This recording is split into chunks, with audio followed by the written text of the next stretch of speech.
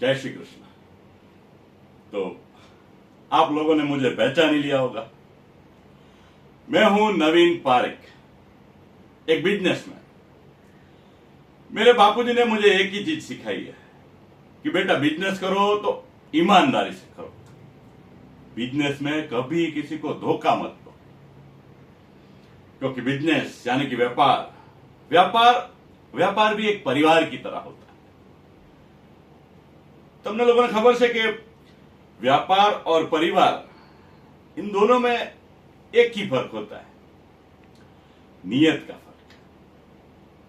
अगर नियत अच्छी हो ना तो व्यापार भी परिवार बन जाता है, लेकिन अगर नियत अच्छी ना हो तो परिवार में भी व्यापार आ जाता है। मैं वर्षों से व्यापार कर रहा हूं, बिजनेस कर रहा हूं। પાક્કો કાઠિયાવાડી છું, એટલે જે થાકી જાય ને એ મારો રસ્તો નહીં, અને જે તૂટી જાય એ મારો રિશ્તો નહીં। જય શ્રી કૃષ્ણ।